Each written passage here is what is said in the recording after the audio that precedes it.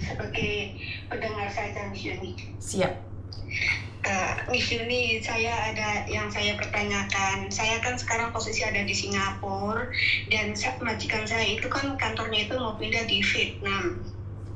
Jadi majikan itu rencana mau bawa saya ke Vietnam. Jadi apakah saya kalau sudah sampai di Vietnam saya mengabarkan di KBRI Vietnam keberadaan saya atau gimana? Waduh, saya nggak berani ngomong, Mbak, kalau dibawa ke Vietnam. Tapi legal lah, karena majikan yang bawa saya, majikan yang tanggung jawab. Ya udah, nggak apa-apa, laporan sama KBRI loh. Jangan ragu-ragu, Miss, kalau ngomong, Miss. Loh, karena saya nggak tahu tentang Vietnam, Mbak.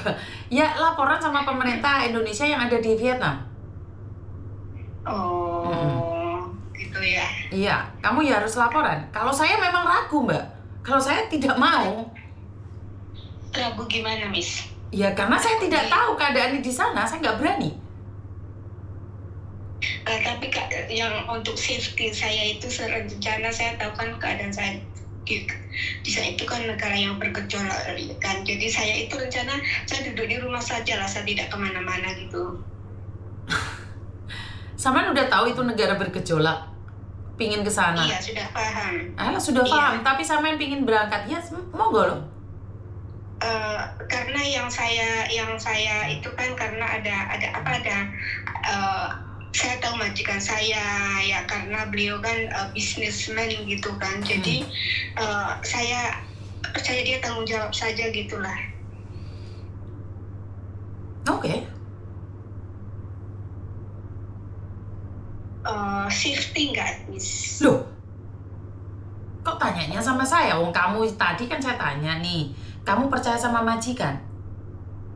Dan tanyanya bukan sama saya, sama majikan.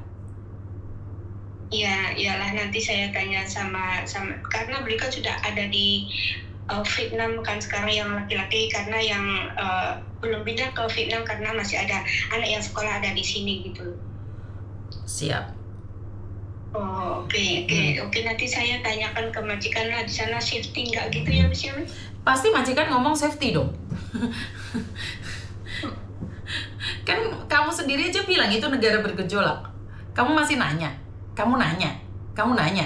Terus di sini jawab apa? Kamu lo tahu negara bergejolak. Iya, tapi kalau saya rencana saya nggak mau kemana-mana lah, duduk di rumah saja lah, nggak mau kemana-mana. Jadi untuk keselamatan saya gitu. Emangnya kalau di rumah saja itu pasti selamat? Ada jaminan?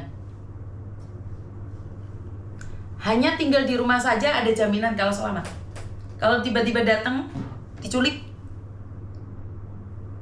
Pastinya kan kalau majikan itu kan ya sewa rumah pun kan yang bukan rumah apa gitu kali lah, Miss, karena kan orang gimana. Mbak, curiga boleh dong? Dengan cerita-cerita yang ada boleh dong curiga? Bener gak sih? Iya sih, benar. Jangan terlalu pede, karena gini loh, kamu di sana itu ada asuransi nggak? Seandainya meninggal, nggak ada MOU loh sama Vietnam.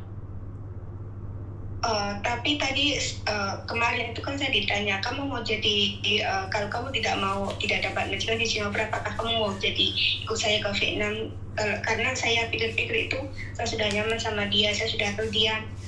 Jadi oke lah, saya ikut sama dia. Oke, kalau kamu ikut sama dia nanti saya your paperwork. Dia itu cakap begitu, Miss. Mbak, paperwork itu paperwork. Pertanyaan saya, di Vietnam itu tidak ada perjanjiannya dengan Indonesia. Paham gak sih? Paperwork pastinya paperwork, tapi kan gak ada kerjasama dengan Indonesia. Seandainya terjadi sesuatu sama kamu, siapa yang bertanggung jawab atas dirimu? Kalau kamu bilang gak ada masalah, saya percaya sama majikan saya baik, gak ada masalah, ya udah, berarti kamu sudah tahu nih, gak ada masalah. Lah saat kamu telepon aku, sebenarnya yang ragu itu kamu loh, bukan saya loh. Kamu tuh ragu loh. Yang saya pertanyakan itu apakah saya itu harus, kalau sudah sampai di saya itu melapor ke KBRI? Pastinya harus. Oh, baik. Harus. Iya.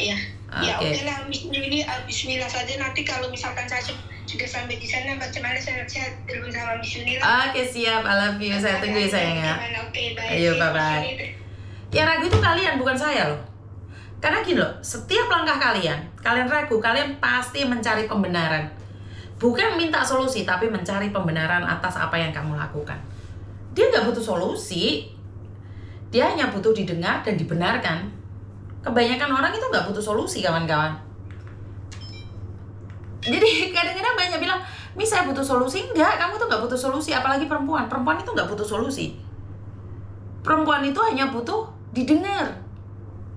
Makanya sekarang tuh mindsetnya laki-laki, apalagi lagi penipu, dengerin kalian ngomong, itu ada brodol segala-galanya. Tetapi itu adalah hak kalian. Sekali lagi, saya tidak pernah melarang kalian kemanapun dan dimanapun serta seperti apapun. Karena saya tidak ada hubungannya dengan kalian. Saya cuma mengingatkan saja bagi yang mau diingatkan. Bagi yang tidak mau, monggo. Nggak ada masalah. Nggak ada yang memaksa kalian untuk percaya. Halo. Halo, assalamualaikum Miss. Waalaikumsalam. Kenapa, Dok? Maaf Miss, mau tanya, ini